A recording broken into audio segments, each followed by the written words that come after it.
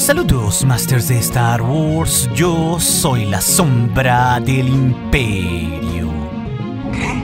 La sombra del Imperio. Hoy, Masters, como cada semana, resolveremos 5 de sus preguntas que me dejaron aquí en YouTube y en el Patreon. Siendo claro, la que titula el video sobre qué pasó con los sables que tenía el General Grievous al morir, la quinta pregunta más importante en este video, en la que tendremos un especial y particular enfoque a profundidad. Así que si tú dejaste un comentario aquí en YouTube o en Patreon y no está en este video, recuerda que siempre recibirás una respuesta personal mía a una pregunta si tienes un rango Sith de los 4 que tengo en Patreon o aquí en YouTube como un miembro del canal. Y de paso, no solo nos ayudarás con tu donación, Master, sino que recibirás emojis personalizados y nos apoyarás a concretar todos los números del Comic Fan Story de la Sombra del Imperio al servicio de Vader, el cual está en proceso, una historia que se publicará gratuitamente en este canal cuando esté terminada. El enlace, como siempre, estará en la descripción del video. Es así que en esta primera pregunta del día, proveniente del Master el Marcaster, él nos cuestiona ¿cómo entregaron Obi-Wan y Yoda el cuerpo de Padme al Imperio? Aquí, Master, respecto a los minutos finales de la venganza de los Sith, tenemos que recordar que el Tantive 4, la nave de Bail Organa, acude hasta los hangares de la capital de Sith de Naboo. Esto justamente después de que Padme había muerto al dar a luz a Luke y a Leia. En esa nave aún estaban juntos Bail Organa, Obi-Wan Kenobi y el maestro Yoda, y ahí en la nave tienen esa reunión donde deciden el destino de todo lo que pasaría después con el legado de Anakin y Padme.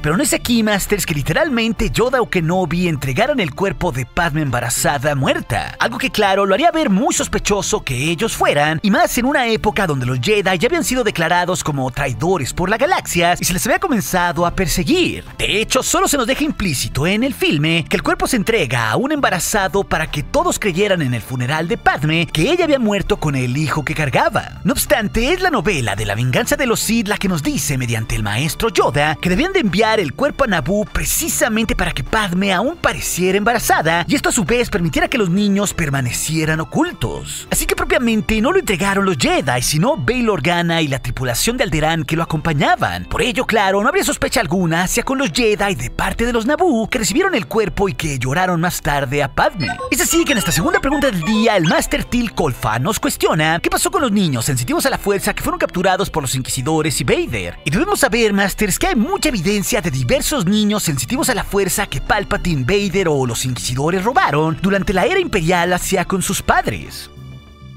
Porque esto ya lo vimos en Clone Wars con Darth Sidious experimentando con ellos en Mustafar, o con Darth Vader robando niños como la hija de Ith Kod en los cómics, o los Inquisidores en Rebels también robando niños por su propia sensibilidad a la fuerza. Los Sith pues no dejarían descansar a nadie que tuviera el don de la fuerza, no importaba si fuera chico o grande. A todos los perseguirían por igual hasta convertirlos en la oscuridad y volverlos sus esclavos. Eso tal cual nos lo dijo Verla, la discípula de Ferren Bar, el Jedi que Vader mató en los cómics en Mon Cala. A ella, pues, tras la muerte de su maestro, la persiguieron y por ello también terminó escondiéndose, un poco parecido a Cal Kestis. Pero en el caso de los niños específicamente, Palpatine buscaba la lista de usuarios sensitivos a la fuerza de la bóveda de los Jedi porque quería un ejército de mini Vaders, de esclavos oscuros para los Sith como lo eran tal cual los Inquisidores, simple carne de cañón para sus oscuros propósitos, como tal cual Darth Vader ya en su apogeo convirtió al Gran Inquisidor en uno de sus esclavos en el limbo entre la vida y la muerte. Eso pues lo supo desde el principio la Jedi Jocasta Nu cuando se llevó del templo esa preciada base de datos de los Jedi. Por eso la escondió sabiendo en lo que podía pasarle a los niños siendo esclavos de los Sith. Y por eso incluso Vader destruyó esa lista en su gran conflicto para no hacer más poderoso a Sidious. Inclusive pues Jedi Fallen Order, por medio de la tortura de diferentes inquisidores y también las visiones de Cal Kestis de lo que le pasaría a él mismo o a los diferentes usuarios sensitivos de la fuerza que quería encontrar, también nos demostró que si todos ellos caían en manos de los Sith, todos serían doblegados al lado oscuro para servir como agentes precisamente de la oscuridad. Ese pues era el funesto destino en esa época de los niños o de cualquier otro usuario de mayor edad. Es así que en esta tercera pregunta del día, el Master Luis Ramírez nos cuestiona ¿qué pasó exactamente en el combate entre Windu y Sidious? ¿El Jedi le ganó o el Sith se dejó vencer para que Anakin lo viera todo? Y la verdad, Masters, es que uniendo todo lo que se sabe en diferente evidencia del contenido de Star Wars, no solo en las películas, es muy claro que efectivamente Mace Windu venció abiertamente con su poder a Darth Sidious. Windu era de los pocos Jedi que tenía el poder para vencer vencerlo, particularmente por el uso del Vaapad, la séptima forma de esgrima que usaba Windu no solo para canalizar sus energías en un estilo de combate único, sino que era uno que le servía para regresarle al propio Sidious sus energías oscuras durante el combate. Eso, al menos en la novela del episodio 3, fue el factor fundamental para que Windu venciera a Sidious, como no lo pudieron hacer ni los 3 Jedi que lo acompañaron a arrestarlo, ni tampoco más tarde el maestro Yoda. Y esto, claro, en la película se representa de otra manera más sencilla, pero es claro que Mace Windu estaba determinado también a barrer con la mayor amenaza Sith que había. Esa determinación fue la que lo hizo vencer a Darth Sidious, pero también provocó la caída del Jedi, porque al ver de lo que era capaz el Sith, esto lo hizo caer en la trampa final que le pone cuando ahí Palpatine le pide ayuda a Anakin, demostrándole que los Jedi no le darían un trato justo, haciéndose, claro, la víctima. Aunque bueno, Palpatine estaba manipulando las cosas para que Skywalker cayera precisamente al lado oscuro, porque él ya guardaba resentimiento contra Mace Windu y el Consejo Jedi, no solo por mandarlo espiar al canciller, sino también por denegarle el grado de maestro.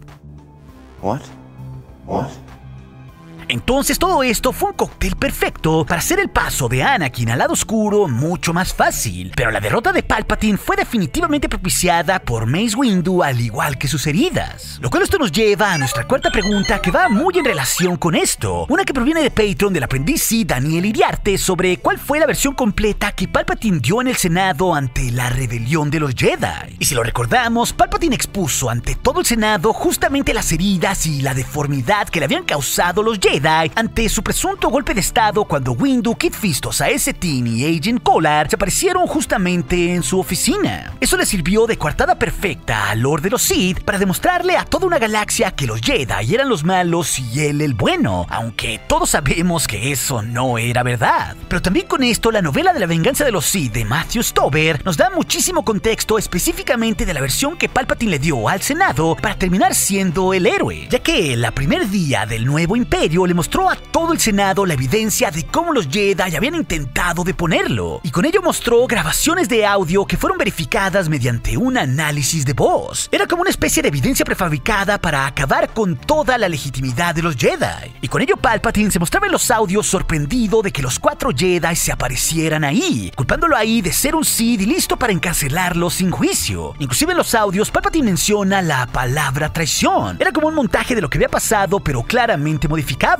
porque Palpatine ahí pedía ayuda a sus guardias mientras los Jedi encendían los sables de luz, e incluso les dice a los Jedi que en caso de ser un Sith o no, esas simplemente eran opiniones filosóficas y eran una cuestión personal. Vaya, el Sith hizo un montaje perfecto con el audio de lo que en verdad pasó para modificar las cosas para hacerlo ver bien ante el Senado, incluso diciéndole a los Jedi en esas grabaciones que si pretendían asesinarlo podían hacerlo ahí mismo, porque él en realidad no era una amenaza para ellos. Y en ese audio, ya en su final, solo había un montón de sonidos de acción, cortes de sables de luz y pedidos de ayuda de parte de Palpatine, demostrando lo que había sido el golpe de estado, uno del cual Palpatine curiosamente había sobrevivido, con lo cual los caballeros Jedi, al no poder probar aquello porque ya habían sido previamente eliminados por el Sith o por la Orden 66, vivieron incriminados por esa supuesta traición hacia los ojos de la galaxia. Es así que nuestra quinta pregunta final, que titula el video, el máster Sergio González desde aquí en YouTube nos cuestiona ¿qué pasó con los sables que tenía el general Grievous al morir? Ok, sobre esto debemos recordar que el general Grievous tenía una amplia colección de sables de luz de los Jedi que había matado a lo largo de la Guerra de los Clones o inclusive antes que estas,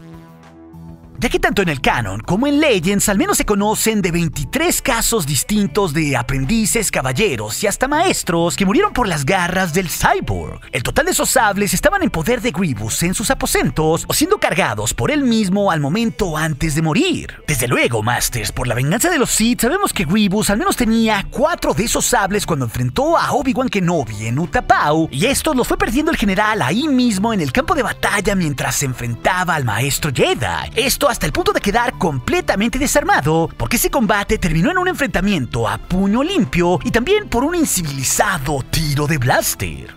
So uncivilized. El caso es que justo tras esto se ejecuta la Orden 66 y a las pocas horas también se apagan a los ejércitos de droides separatistas, incluyendo claro los que estaban en Utapau combatiendo a los soldados clones. Lo que nos dice que los sables de luz de Grievous que había en sus aposentos y también los que perdió contra Obi-Wan Kenobi se quedaron ahí en Utapau a disposición de los clones. Pero también en el canon ya tenemos mucha evidencia, principalmente en los cómics, de todos los artefactos Jedi, holocrones, armaduras, reliquias y cientos de sables de luz que fueron requisitados por el Imperio. En este sentido, recordemos que los sables de Grievous habían sido precisamente de Jedi caídos, y los sables de luz, por ser una clara referencia hacia con los traidores Jedi, estaban prohibidos en los tiempos imperiales. Inclusive ya hemos visto cómo miles de sables de luz, incluido el del maestro Yoda, se incineraron en una gigantesca pira en la plaza central de Coruscant, esto para beneficio del emperador Palpatine, demostrando su poder y la derrota también de los Jedi. Claro, esto nos da un importante indicio canónico de que los sables de Grievous pudieron haber terminado en esa pira, pero también sabemos bien que Palpatine guardó en cientos de bóvedas por toda la galaxia diferentes artilugios de los Jedi o los Sith como cristales y otras reliquias antiguas según su valor. Así que es posible que esos sables no fueran destruidos, aunque claro, tampoco los clones en Utapau no hubieran podido diferenciar si eran de un Jedi o de Grievous. Así que es mucho más probable que en el canon sí hayan sido destruidos. La respuesta exacta no es aún del todo clara. Sin embargo, el universo de Legends sí nos ayuda a complementar este tema para tenerlo un tanto más claro. Ya que al igual que como pasó en el canon, el emperador Palpatine pidió que muchas armas relacionadas con los Jedi fueran guardadas en las bóvedas personales del Sith. En este sentido, sí se conoce que Palpatine pidió que se recolectaran los sables de luz del general Grievous en Utapau tras la Orden 66. Lo que nos dice que si este pedimento que se conoce de Legends lo juntamos con lo que sabemos del canon, es mucho más probable que los sables de luz del general Grievous hayan terminado precisamente en las bóvedas de Palpatine, como esa que visitó Luke Skywalker junto con Del Meeko en la campaña de Battlefront 2 en el sistema Pilio. Eso, claro, es lo más probable con todas estas evidencias. Aunque siempre, claro, el canon en el futuro podría crear una historia donde por ahí aparezca uno de los 23 sables de Grievous y que este sea portado por algún usuario con suerte años más tarde. Eso siempre será una posibilidad. Pero si también quieres saber más de qué pasó con los Inquisidores tras la caída del Imperio, esa historia te la dejaré aquí en las pantallas finales junto con otras. Y recuerde, nuestro aliado es la fuerza y un poderoso aliado es. Hasta aquí su amigo, la sombra del Imperio.